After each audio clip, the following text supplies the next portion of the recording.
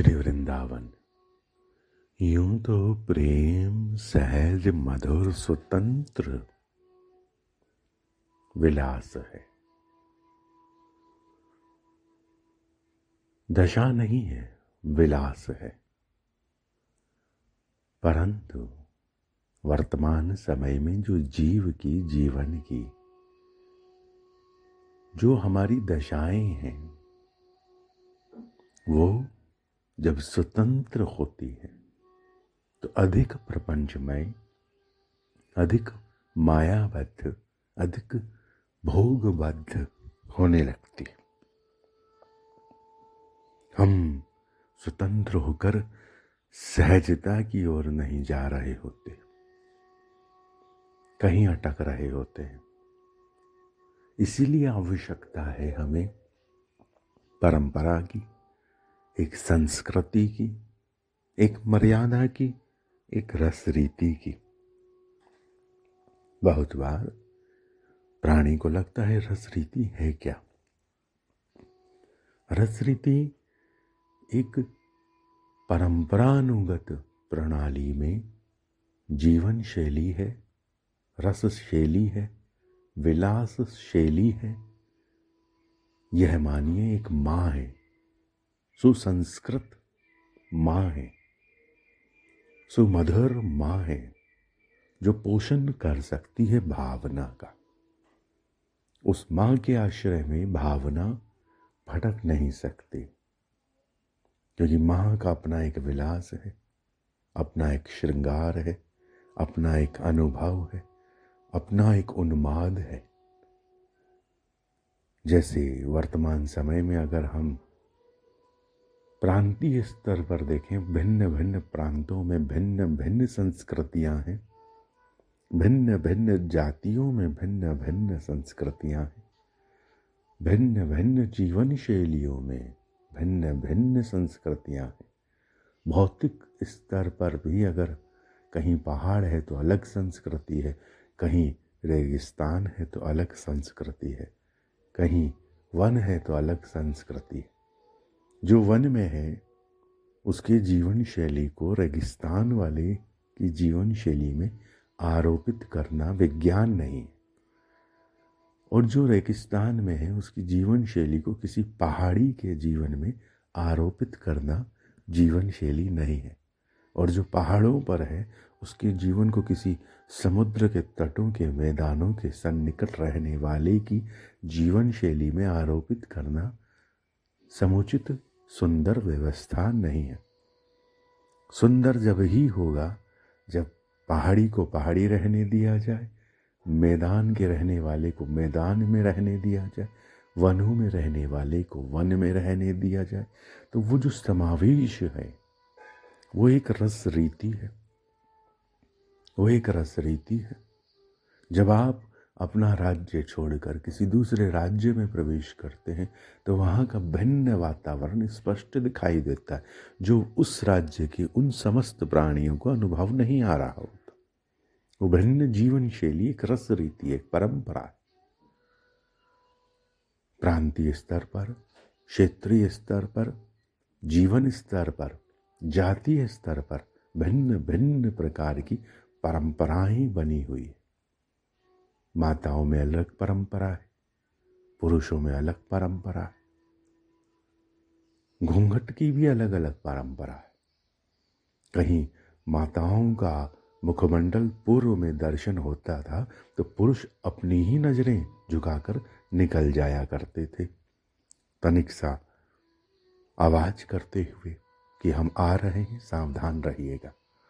न पुरुष की अपनी ओर से कोई इच्छा होती थी परस्त्री को देखने की, न परस्त्रियां इसके लिए तैयार थी। तो ये परंपराएं वर्तमान समय में समस्त परंपराओं से शून्य जीवन है, क्योंकि मनुष्य को, प्राणियों को जो संस्कृति दी गई, जो परंपरा दी गई, उसे वह नहीं चाहिए। हमारे पूर्वज जो वस्त्र आभूषण पहनते रहे वह हमें नहीं चाहिए। जैसा परिवेश रहा वैसा हमें नहीं चाहिए। आप किसी भी क्षेत्र में हो, निश्चित रूप से ये हम कह सकते हैं कि ये सत्य होगा कि आप अपने क्षेत्रीय वसनों को नहीं धारण करते होंगे। आपके जो वसन अलंकार है, आपके जो वसन अलंकार है, धीरे धीरे पीढ़ी दर पीढ़ी उस परंपरा से छूटे हैं, उस जीवन शैली से छूटे हैं जो प्राप्त हुई थी। ऐसे ही जो भोजन व्यवस्था है, धीरे धीरे उस जीवन स्तर से, उस परंपरा से छूटी है जो पूर्वजों ने पाई थी, अपनाई थी, चाही थी। ऐसे ही हमारी कलात्मक रुचियां, संगीतात्मक रुचियां, हमारी चित्रात्मक रुचियां बदल गई है, क्योंकि हमारे पूर्वजों के समय में यह आधुनिक मंडल नहीं था। इस आधुनिक मंडल की भौतिकताएं नहीं थी, इतना ज़्यादा प्रपंच नहीं था, इतना ज़्यादा नौटंकी नाटक नहीं था, और आज वो अधिक दिखाई देता है। तो वर्तमान समय में हमने दूसरे किसी अधर्मी को देखकर, संस्कृति शून्य को देखकर, जीवन शून्य को देखकर अपनी आदतों को बदल दिया है। इसलिए आज ये प्रश्न उठता है कि रस रीति क्या है, परंपरा क्या है, क्योंकि आज हमारी कोई अपनी रस रीति हमने निभाई नहीं। जिसने बाहर एक जीवन परंपरा को निभाया होगा, वही भाव राज्य में, प्रेम राज्य में, विलास राज्य में इस आश्रय को समझेगा कि आश्रय क्यों चाहिए, क्योंकि आज हमें कुछ नया फल पाना है जो पिछले 10-15 साल में या 2-4 साल में प्रकट हुआ है विज्ञान के आविष्कारों के संयोग से, प्रकृति की संग छेड़छाड़ से। जो विधान की परंपराओं में रीतिगत परंपरागत पुराने फल है, वो है हमें नहीं पाने, कुछ नया चाहिए, कुछ नए रंग, कुछ नई इच्छाएं, कुछ नए भोग हमें चाहिए। हमारी रसोई में भी आज ऐसे कई पदार्थ हैं जो परंपरानुगत नहीं है। हमें वह सब पाना है जो विदेशों में पाया जाता हो, क्योंकि हम परिवश हो गए हैं, वशीभूत हो गए हैं भिन्न भिन्न प्रकार के जीवनों के, जो जीवन जीवन ही नहीं, वरन हमारी सबकी अपनी अपनी परंपराएं बाहर प्राप्त हुई है, मिली है हमें। जो बाहर की संस्कृति परंपरा को कभी छुआ हो, निभाया हो, उसे प्राप्त होगी भीतर की परंपरा, क्योंकि उसको पता है परंपरा क्या है। जिसको पता ही नहीं है परंपरा क्या है, वो परंपरा को पहनेगा कैसे, धारण कैसे करेगा, उस अनुभव को, उस मर्यादा को। दिवाली के दिन दिवाली मनाई जाए, ये परंपरा है। होली के दिन होली मनाई जाए, ये परंपरा है। दिवाली के दिन होली का उन्माद बाजारों में हो तो विचित्र लगता है, और होली के दिन कोई स्वयं को निर्मल रखने की, साफ सुथरा रखने की कोशिशें करे तो विचित्र लगता है, क्योंकि ये परंपरा नहीं है। होली एक रंगोत्सव है, रंग होना चाहिए, रंग की बिखेर होनी चाहिए, उसका स्वागत होना चाहिए, कोई लगा दे तो स्वीकार्य होना चाहिए। ये होली कहती है कि रंग स्वीकारो, ये परंपरा है, प्रेम का रंगन है। जब हम अपनी ओर से प्रेम की ओर गति नहीं करते तो परंपरा अपनी ओर से पिचकारी बनकर आकर चलने लगती, पर हम छुपते हैं। हमारी जीवन शैलियों में भिन्न भिन्न प्रकार की परंपराएं रही, और किसी ने भी किसी भी परंपरा को भगवदीय कृपा से प्राप्त किया हो, भगवदीय आश्रय से प्राप्त किया हो। किसी को अगर एक विशेष प्रकार का व्यंजन बनाना आता है, और वो व्यंजन भी वो श्री हरि के लिए बनाने लगे, तो वो एक परंपरा को लेकर आगे चलते हैं, एक परंपरा को उत्सव देते हैं। कोई भी पदार्थ, कोई भी जीवन स्तर, कोई भी संस्कृति भौतिकता में उत्सवित नहीं है, पूर्ण सुखी नहीं।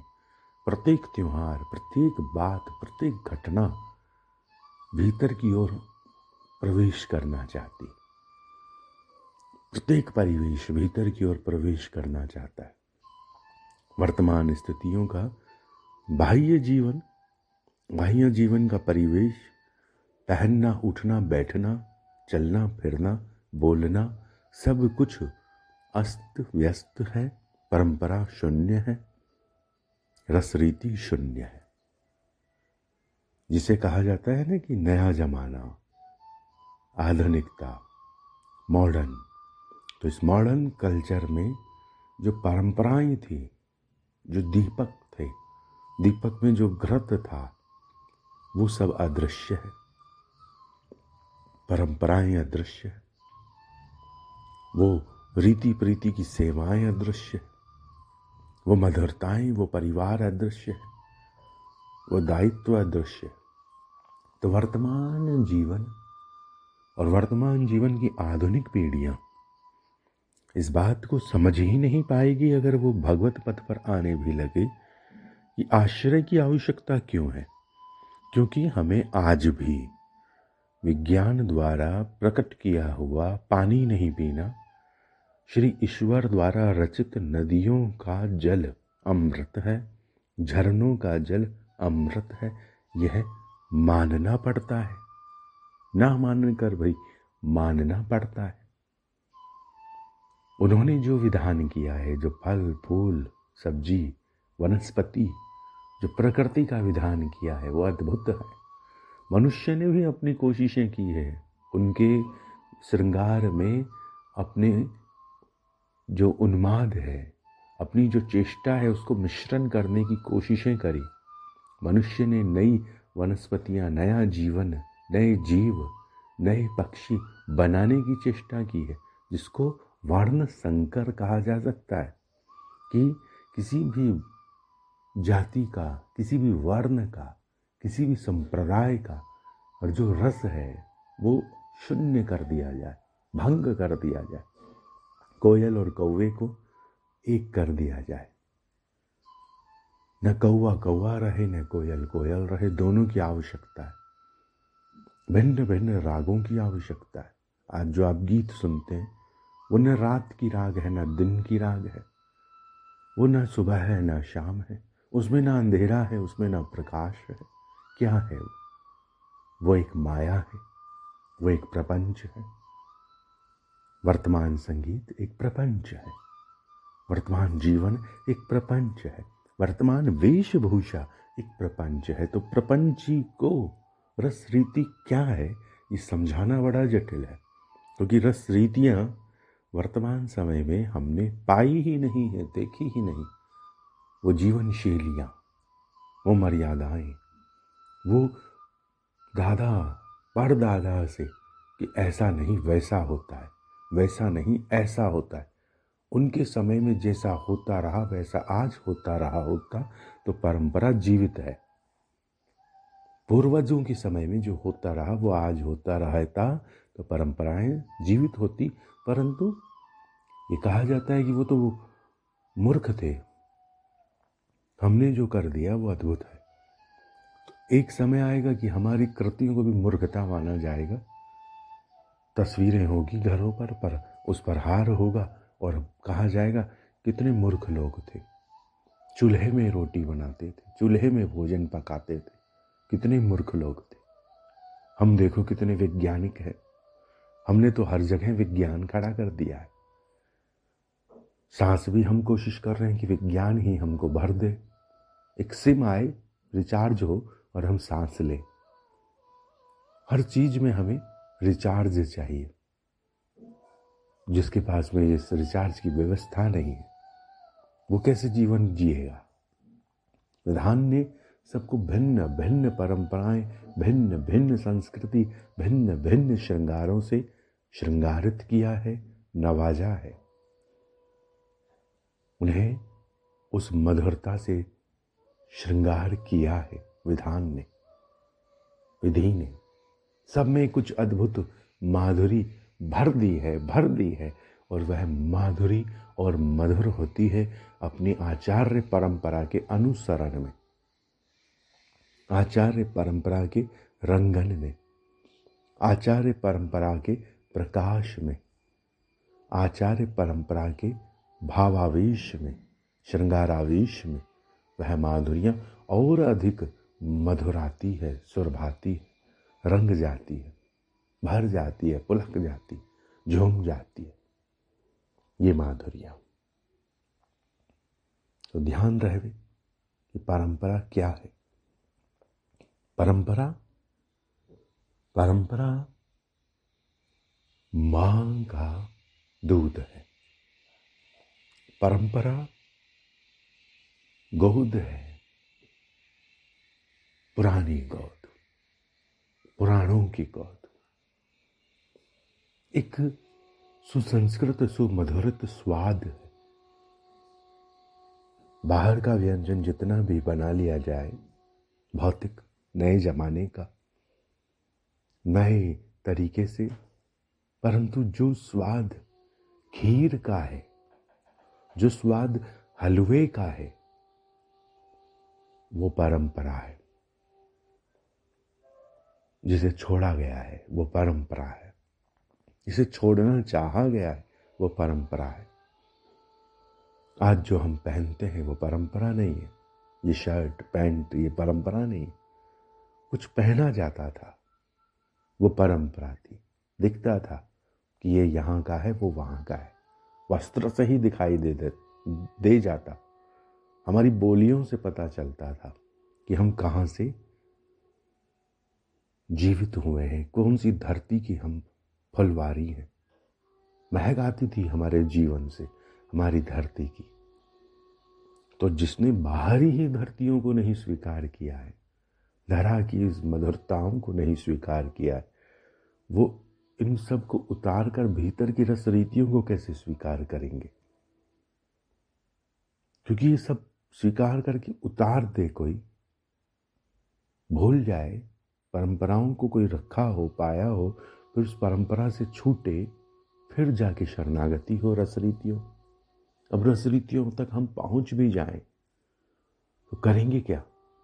जिसे आज के नए युवक जब गंगा तक पहुंचते हैं ना, तो वो क्या करते हैं, वे नए जमाने के नवयुवक गंगा में जाकर भी परंपरागत भजन, परंपरागत तर्पण, परंपरागत यजन, परंपरागत डुबकियां, स्नान आदि ना करके खेल खेलते हैं। ग्लाइडिंग ये वगैरह ये सब करते हैं। एक नए जमाने की नावों को लेकर उस पर दौड़ लगाते हैं। उनको वो सामान्य पानी दिखाई देता है, सामान्य क्षेत्र दिखाई देता है, भक्तिमय क्षेत्र। जैसे भक्तिमय क्षेत्रों में विदेशी लोग पर्यटन करने आते हैं, उनको केवल उस मंदिर की आध्यात्मिकता स्पर्श नहीं करती, वो ये देखते हैं कि ये कैसे बन गया, किसने बना दिया, किसने इसकी मूर्ति कला करी। इतना मात्र अनुभव होता है। आश्चर्य उनको भी होता है आध्यात्म के संग में, परंतु परंपरा शून्य होने से स्पर्श नहीं होता। सीधा साधा भोला भाला ग्रामीण शीघ्र अतिशीघ्र प्रवेश कर सकता है रस रीतियों में, परंपराओं, क्योंकि वो एक जीवन शैली में है। एक गांव की अपनी खुशबू है, एक गांव का अपना स्वाद है, एक गांव का अपना आनंद है, एक गांव का अपना जीवन है। और उस जीवन को छोड़कर जब वो किसी भावागत भावमय रसमय परंपरा का आस्वादन करे तो उसमें उनका प्रवेश सहज बन सकता है। रस रीति, अब बात करते हैं, ये तो हुई बाहर की संस्कृतियां। भीतर भाव राज्य में भिन्न भिन्न प्रकार की मधुरताएं हैं, भिन्न भिन्न प्रकार के उन्माद है। जैसे बाहर की दुनिया में किसी को डॉक्टर बनना है तो वो अलग विधान तरीके से पढ़ाई करेंगे, किसी को इंजीनियर बनना है तो उसके अलग यूनिवर्सिटी है, कॉलेज है। किसी को एमबीए करना है तो अलग व्यवस्था है, अलग कॉलेज, अलग यूनिवर्सिटी। आपको आपके तरीके से समझा रहे हैं। वैसे ही भीतर के भाव राज्य में भिन्न भिन्न प्रकार की स्थितियों की प्राप्ति के लिए भिन्न भिन्न प्रकार की रस रीतियां हैं। कोई दास भाव से है, कोई वात्सल्य भाव से, कोई शांत भाव से, कोई मधुर भाव से, और मधुर भाव से कोई दासी होकर मधुरता है।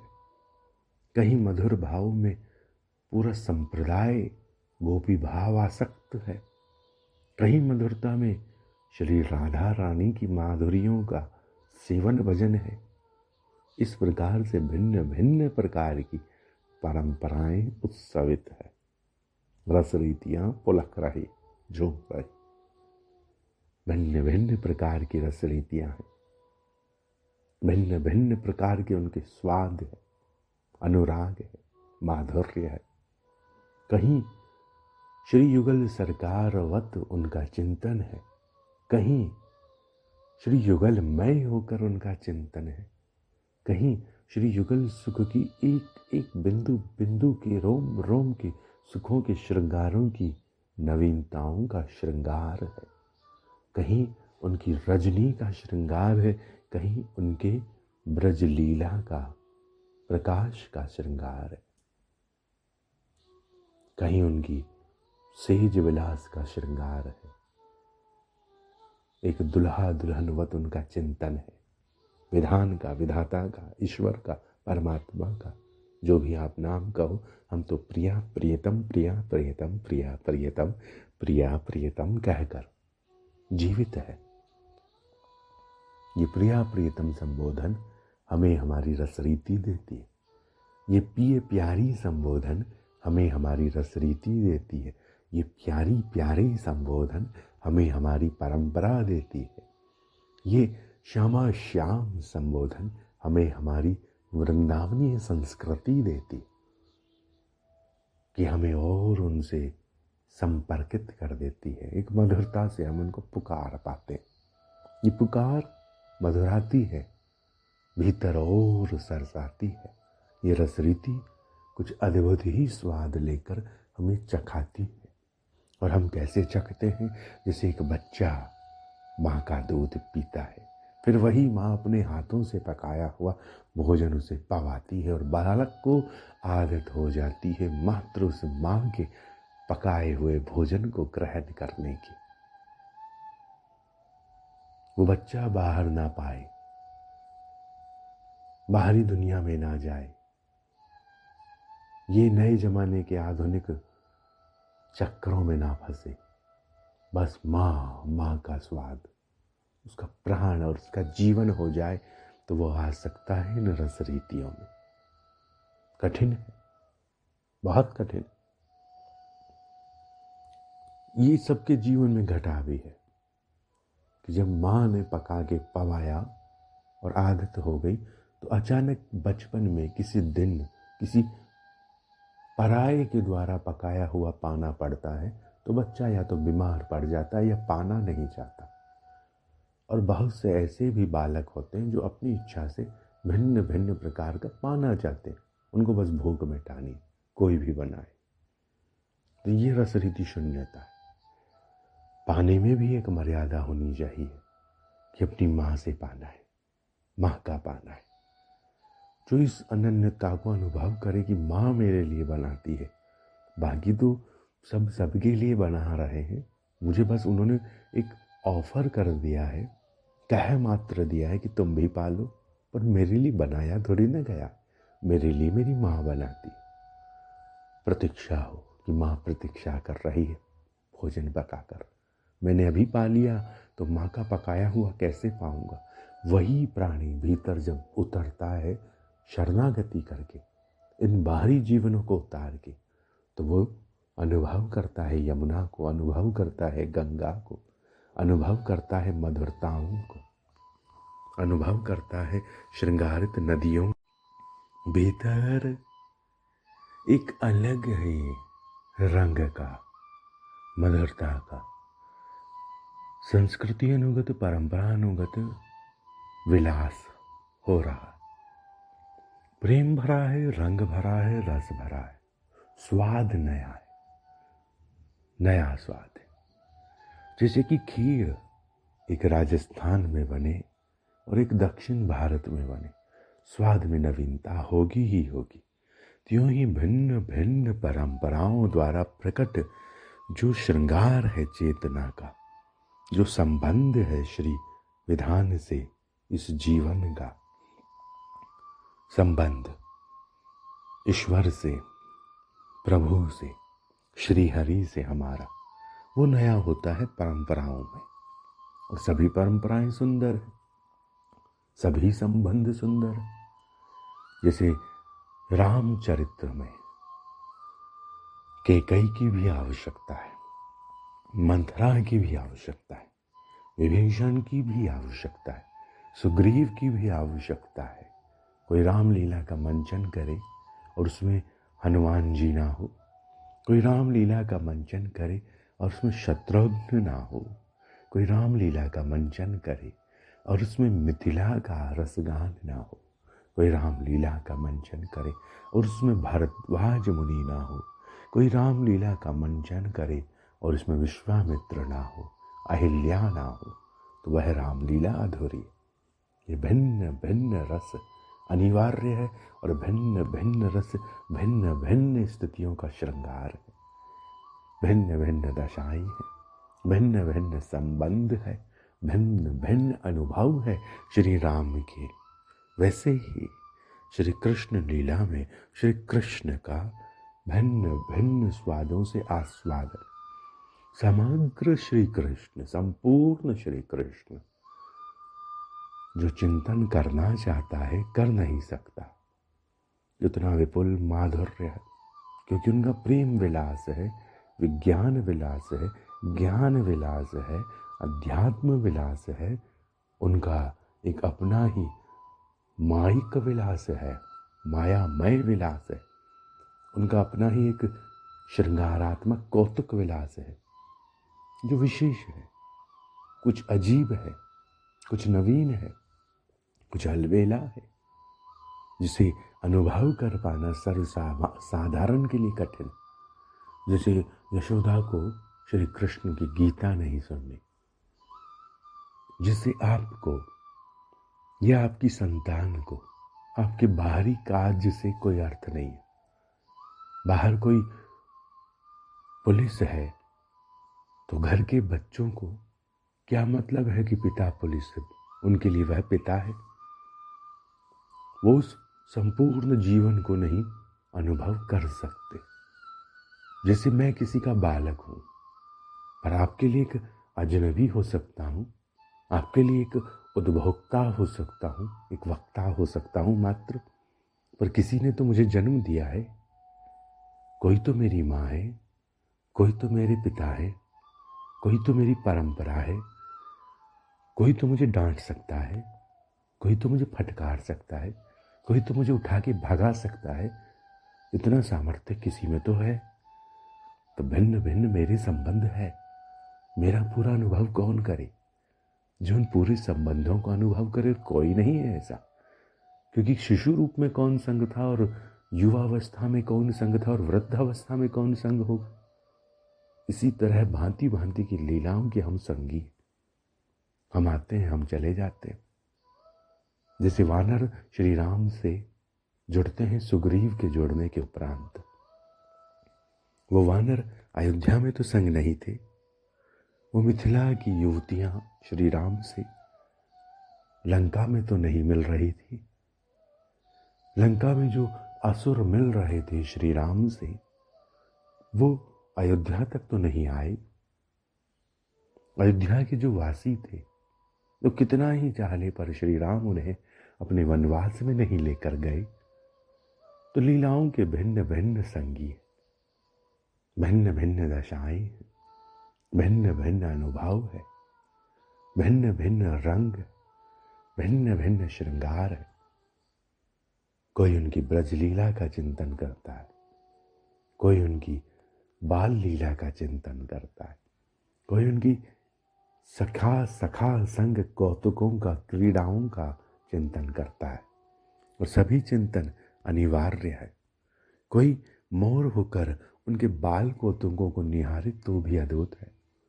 जिसे कोई कौवा होकर राम को निहारे तो काकभूषणी के अनुभव को अनुभव करते हैं कि क्या अनुभव किया होगा काकभूषणी ने जब बाल राम से उन्होंने खेला होगा, बाल राम का निवाला लेकर वे उड़ा होगा, क्या अनुभव रहा होगा, क्या सुख मिला होगा। तो ऐसे वो जो मोर है श्री कृष्ण के आसपास, वो जो मोर है श्री बाल गोपाल के आसपास, वो जो हिरण है, वो जो गौवे हैं, उनके अनुभव एक रसरीति है, एक परंपरा है। फिर उनका कैशोर्य रूप से चिंतन, उनकी प्रियतमावत चिंतन, उनकी प्रियतमा अनुगत होकर चिंतन, उनकी प्रियतमा की सेविका होकर चिंतन, उनके उस सुख विलास का चिंतन, सजाना, श्रृंगार करना कि आना तुम छिप छिप कर आना, हे मनहर, हमारी मनहरिणी के संग खेलने आना। और प्रेम के अपने खेल जो उन्होंने प्रकाशित किए हैं। तो रस रीति उस माधुरी तक ले जाती है जो माधुरी प्रेम को प्रकट करती है। प्रेम ही तो प्रकट है, प्रेम ही तो प्रकट रहेगा, प्रेम ही तो प्रकट चाहिए। आप फल भी पा रहे हो और फल में रस ना हो, और रस हो उस रस में स्वाद ना हो, स्वाद हो वो आपका अपना ना हो, पराया हो। जैसे आप किसी पुराने पूर्वज को, दादी को, नानी को नए जमाने के फल भी पवाओगे तो वो कहेंगे ये क्या है, हमको नहीं पाना, हमने अपने पूरे जीवन भर में इसको नहीं पाया, अब वृद्धावस्था में पाएं क्यों? नहीं चखते बनेगा, नहीं उसका स्वाद चढ़ेगा, उसमें होगा कोई स्वाद, उसमें होंगे कोई गुण, उनको नहीं पाना क्योंकि उन्होंने जीवन भर नहीं पाया। जैसे इस देश में ऐसे कई गांव हैं, कई वृद्ध हैं जो आधुनिक मंडल के फास्ट फूड नहीं पा सकते क्योंकि वो उन्होंने पूरे जीवन भर नहीं पाया, उसका स्वाद उनको अनुभव नहीं आएगा। ऐसे ही श्री कृष्ण लीला का अपने अपने स्वाद है, अनुभव, और वो कौन पा सकता है? जो पा रहा है, पाया है, उसे अनुभव होगा कि वही तो बरस रहा है, वही है प्रेम। समस्त पदार्थों में प्रेम ना होता, संपर्क ना होता उस पदार्थ से तो वो कितना ही अद्भुत हो, कितना ही उसमें गुण हो, आज हमें जीवन के अंतिम क्षण में वो मिल रहा है तो नहीं पाना है, नहीं पाते हुए, नहीं उसके चखन में बनता वो कि अरे ये क्या है अजीब सा फल, नहीं चखते बनता उनको।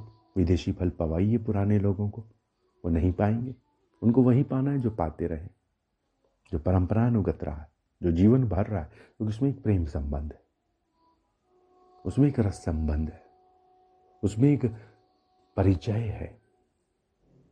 तो इस तरह से परिचय, प्रेम का परिचय अभी है नहीं।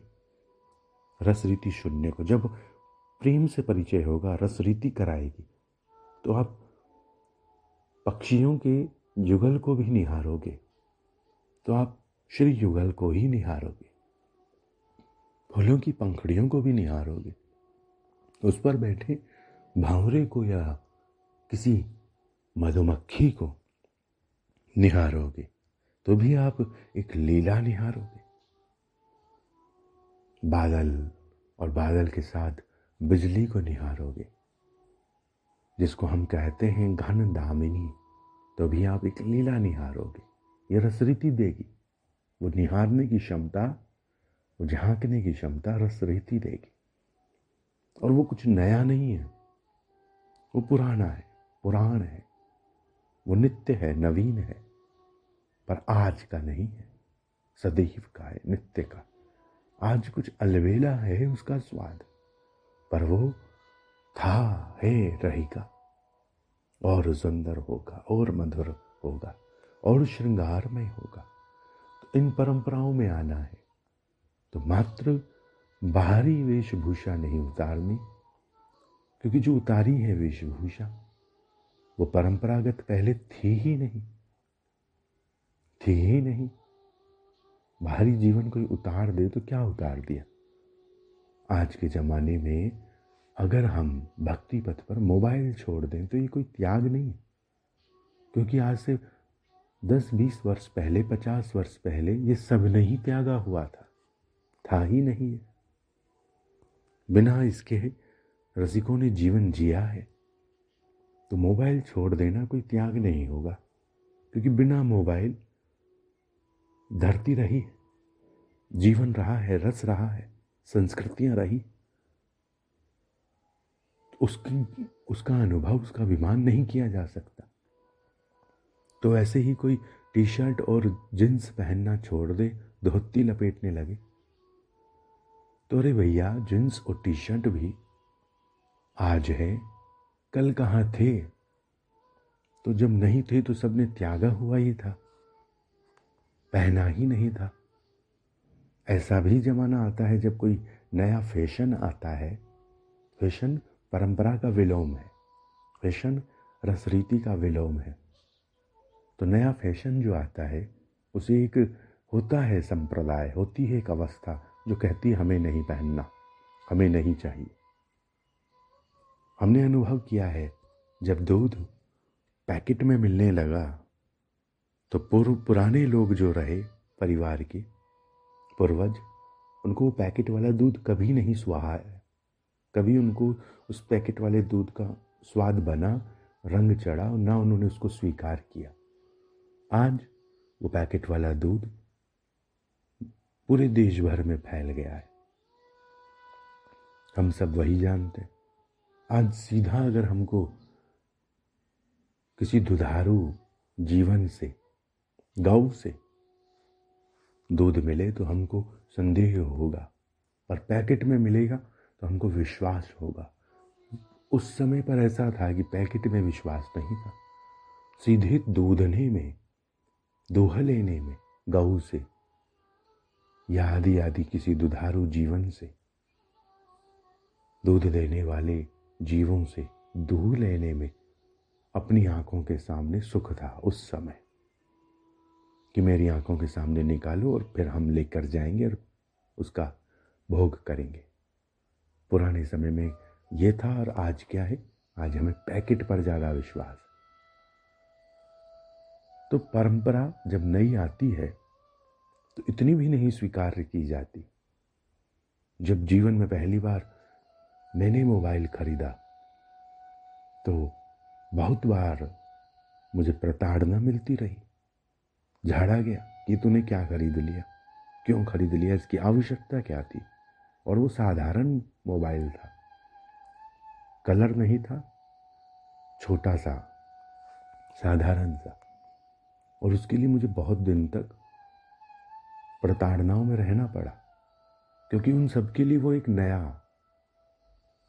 अनुभव था, एक नया नाटक था। और कुछ दिन बाद उन सबके पास वो था, उन सबके पास वो था, और उस समय उनको वो नहीं चाहिए, क्योंकि वो उनके जीवन का अंग कभी नहीं रहा था। जब वो आवश्यक हो गया तब उन्होंने स्वीकार कर लिया। तो कोई भी नया आविष्कार होता है तो एक संप्रदाय उसको नहीं स्वीकार कर रहा होता, एक वर्ग, एक वर्ण, एक अवस्था उसको नहीं स्वीकार कर रही होती, क्योंकि उससे उनको संबंध नहीं बनता, रंग नहीं चढ़ता। उनका अपना एक जीवन है, एक जीवन की एक लीला है, उसमें विघ्न आ जाता है। और वही आविष्कार हमारे जीवन में एक श्रृंगार लेकर आ जाता है। वर्तमान जो प्रकट बाह्य विज्ञान है, अगर वो विज्ञान किसी को उसकी चेतना से, सत्य से, वास्तविकता से, रस से जोड़ दे तो वो विज्ञान सत्य है। और वही विज्ञान, वही वस्तु, वही पदार्थ किसी को उसके जीवन से, मूल्यों से, सत्य से, रस से भंग कर दे तो वो विज्ञान कहलाने लायक भी नहीं है। वो एक रोग है कि जिसने उसके जीवन के मूल्यों को, स्वाद को नष्ट कर दिया। ये उपयोग की बात है, ये वस्तु किसके हाथ में उसकी बात है। कलम से ही धरती के टुकड़े किए गए हैं, कलम से ही देशों के टुकड़े हुए हैं, कलम से ही देशों में युद्ध होता है, और कलम से ही, किसी के हाथ की कलम से ही जीवन सुसंस्कृत होता है, मधुरित होता है, रसरीतिगत होता है।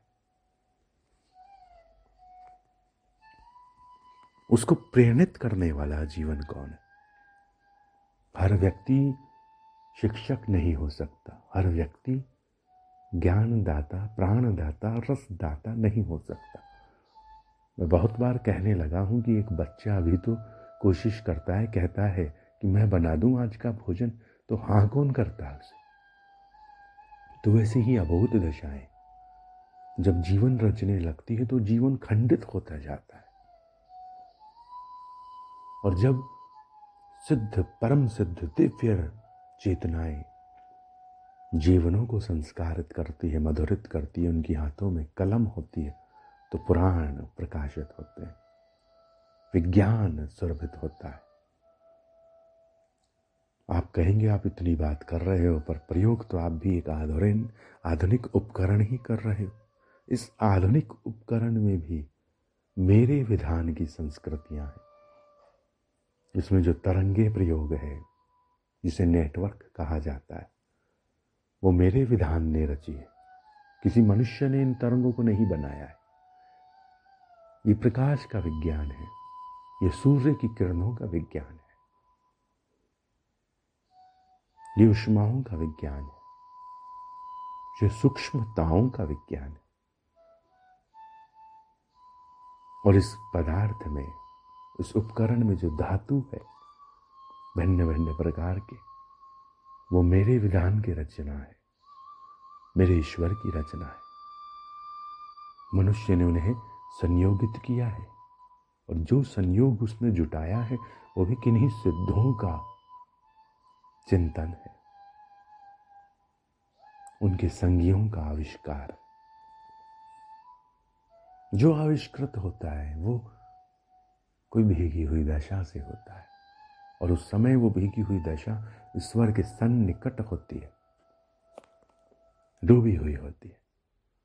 फिर हो सकता है आविष्कार के बाद उसे लगे ये मैंने बनाया, अपना नाम उस पर हम चिपका दें, परंतु मैं जो वस्तु है बहुत छोटी सी, जिसने खिलौने तोड़े थे कभी, वो उन्हें जोड़ेगा कैसे? वो कुछ बनाएगा कैसे? इसने कागज के पन्ना भी ढंग से नहीं फाड़ा है किसी नोटबुक से, वो कुछ कैसे सुंदर बना देगा? तो सुंदर बनाने के लिए सुंदर भीतर चाहिए, सुंदर सृष्टि के लिए सुंदर भीतर चाहिए। ये बाहर की बातें हुई, और रसरीति की हम बात कर रहे हैं। रसरीति परंपरानुगत, भावानुगत, संस्कृति अनुगत एक स्वाद है, माधुरी का नव स्वाद है, नव रीति प्रीति से स्वाद है। वात्सल्य, शांत, सखा, माधुर्य, माधुर्य, माधुर्य में अपनत्व बलिष्ठ हो जाता है। अपनी अनुभूति उनकी प्रियतमावत होती है, और वो प्रियतम होते हैं। प्रीति प्रियतम का मिलन होता है, और इसमें भी भिन्न भिन्न पथ है। ये रसरीतियां। तो रसरीति क्या है? रसरीति एक वो फल है जो आपके पुराने लोग भी पाते थे और आज भी पाया जाता है, और वही पोषण देगा, वही जीवन देगा। मैं एक नया संप्रदाय बना लूं, आप एक नया संप्रदाय बना लें, यह हमारी प्राप्ति नहीं है। ये हमने क्या किया? वर्ण संकर कर दिया। किसे? अध्यात्म को, भक्ति को। जो परंपरा से प्राप्त वैष्णव संप्रदाय है, उनका आश्रय लेना अनिवार्य है। उसी से ही लीला एक रीतिगत प्रीतिगत प्रकट होती है, क्योंकि वैष्णव संप्रदायों के अपने अपने अनुभव हैं। जैसे हमने कहा, कोई श्री सीताराम जी का मिथिला की नारी होकर चिंतन कर रहा है, सीता जी की सहेली होकर चिंतन कर रहा है, कोई अयोध्या की नारी होकर, श्री कौशल्या की दासी होकर श्री राम जी का वात्सल्य अनुभव कर रहा है। तो ये भिन्न भिन्न अनुभव है, परंपराओं के भिन्न भिन्न अनुभव है। और जब कोई उनसे संपर्क में आता है तो वो उसके लिए बहुत सुलभ हो जाते हैं, सहज हो जाते हैं, सरल हो जाते हैं, और उनके लिए बहुत ही साधारण, जैसे एक आपका बालक है, आप कैसे भी उसे रखें वैसे श्री ईश्वर होते जाते हैं। और उससे परंपराओं की आंतरिकता का अनुभव प्राप्त होता है, क्योंकि कोई ना कोई शक्तियाँ, कोई ना कोई मधुरताएं उन्हें संभाल रही है, उनके संग खड़ी है, और वही परंपरा है। उनके पार्षद, उनके आश्रय, उनके विषय, उनसे शेष जो है, उनसे विशेष जो है वो परंपरा है। उनका सेवात्मक श्रृंगारात्मक विलास, जो कि इसके बिना वो क्या है। श्रृंगार सेवा विलास ना हो तो यही कृष्ण किसी संसारी के लिए साधारण वाक्यों के रचनाकार मात्र रह जाते हैं।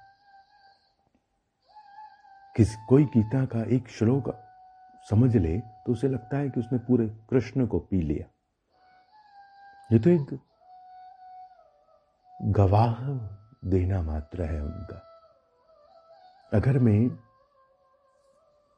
किसी वकालत में, किसी न्यायालय में, मैं किसी न्यायालय में किसी की गवाही देने चला जाऊं, तो वहां के न्यायाधीश, वहां के वकील, वहां के एडवोकेट्स, वहां के अधिवक्ता क्या मुझे संपूर्ण जान गए हैं? हमने कहा ना कि हमारे जीवन में भिन्न भिन्न लोग आते हैं। हम किसी टैक्सी में बैठे हैं, किसी रिक्शे में बैठे हैं, किसी ऑटो में बैठे हैं, किसी बस में बैठे हैं, तो क्या वहां की समस्त स्थितियां हमको पूरा जानती है? तो हमें ही कोई पूरा नहीं जानता, तो हम उन्हें पूरा कैसे जानेंगे? हम उन्हें पूरा कैसे जानेंगे? हम उनके किसी एक स्थिति का अनुभव करेंगे, क्योंकि हमारी भी भिन्न भिन्न स्थितियों में भिन्न भिन्न स्थितियां हैं, भिन्न भिन्न संबंधों में भिन्न भिन्न रंग हैं। प्रेमिका से अलग रंग है, पत्नी से अलग रंग है, मां से अलग रंग है, बहन से अलग रंग है, पराई स्त्रियों से अलग रंग है। वैसे ही श्री कृष्ण के भिन्न भिन्न रंग है, भिन्न भिन्न रंगों से उनका अनुभव है, उनका संग है।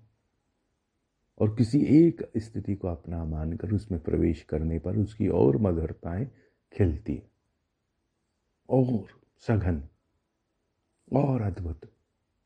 जो बाल गोपाल को भजते हैं, उनके हृदय से, उनके स्तनों से दुग्ध की धाराएं छूटने लगती। शिशुवत होने पर वो श्री लड्डू गोपाल जी को भी अपना दूध पिला रही होती है। और ऐसी बहुत स्थितियां जिनके हृदय से पयोमृत धारा छूटने लगती है। वो उनकी गौ हो गई है, वो गोपाल हो गए हैं। ऐसे ही भिन्न भिन्न स्तुतियों से उनका प्रेमोल्लास झरित होने लगता है। ये भौतिक देह है, भाव देह की एक उपकरण मात्र है, जिसका भाव सिद्ध हो जाता है। उसकी भौतिक देह पर भी उसकी क्रीड़ा उछलती है, झूमती है, श्रृंगारित होती। और कोई प्रश्न हो रस रीति पर? परंपराएं बड़ी अद्भुत है, परंपराओं का स्वाद बड़ा अद्भुत है, परंपराओं की रीति प्रीतियां बड़ी अद्भुत है। परंपराएं जहां लेकर जाती है वो अंगुलियां बड़ी अद्भुत है। परंपरा गोद है, रसरीति गोद है, गोद में बड़ी मौज है। रसरीति एक बालक को प्राप्त पलंग है, सेज है, झूला है। बालक आ जाता है धरती पर पलंग झूला सेज बनाता नहीं है, खरीदता नहीं है, वो चाहिए। और जो उसे वो मिल रहा है वो रस रीति है।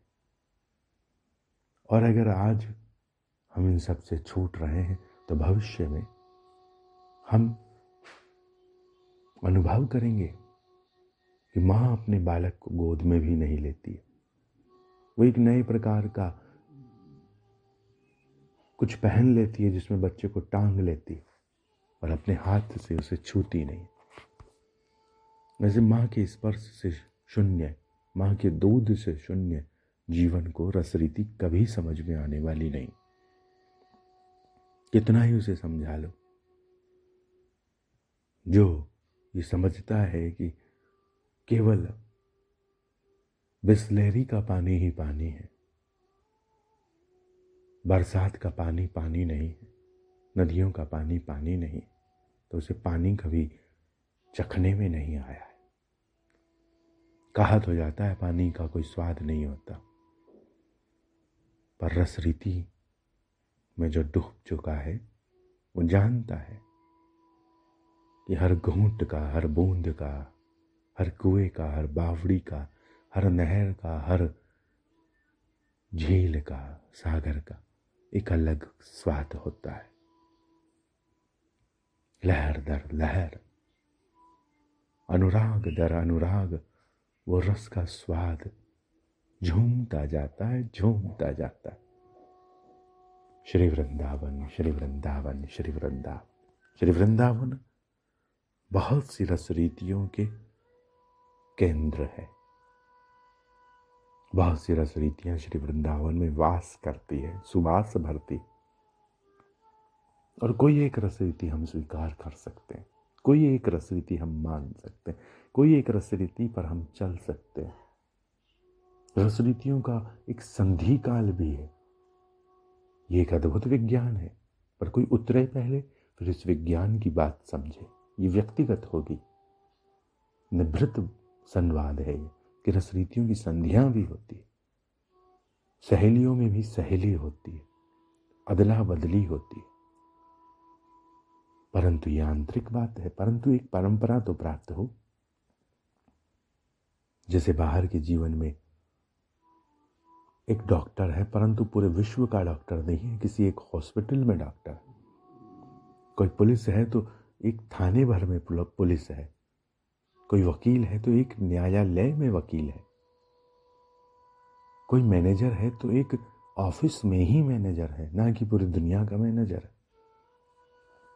वैसे ही एक परंपरा प्राप्त होती है, एक मर्यादित स्थिति प्राप्त होती है जिसमें आगे बढ़ना होता है। जिस क्रम से भौतिक जीवन में आप आगे बढ़े, गृहिणी ही हो गए, घर संभालने वाली स्त्री ही बन गए, तो एक ही तो घर संभाल रहे हो। वैसे ही एक परंपरा, एक हवेली, एक रीति, एक प्रीति, एक सुख, एक श्रृंगार, एक माधुरी आपको छू जाएगी और उसे आपको संभालना। एक सेवा, एक रीतिगत, प्रीतिगत, संस्कृतिगत, अनुगत सेवा। प्रेम विलासियों को संस्कृति शब्द पीड़ा देता होगा, क्योंकि धर्म पचते नहीं बना, तभी तो उन्होंने प्रवेश किया है कि कुछ सरल। धर्म तो हम बहुत कठिन स्थिति है, उसमें तो बड़े नियम है, तो कुछ सरल चाहिए। तो पता चला प्रेम सरल है तो हम उसमें उतर गए। परंतु प्रेम अपनी मनमानी भी नहीं है, क्योंकि अब हमारा मन खंडित है। हमारे मन में खीर का बात आती ही नहीं है, हमारे मन में केक आ जाता है। तो जिसके मन में केक पहले आता है, खीर नहीं आती, उसे आवश्यकता है एक परंपरा की, रस रीति की। श्री वृंदावन, श्री वृंदावन, श्री वृंदावन।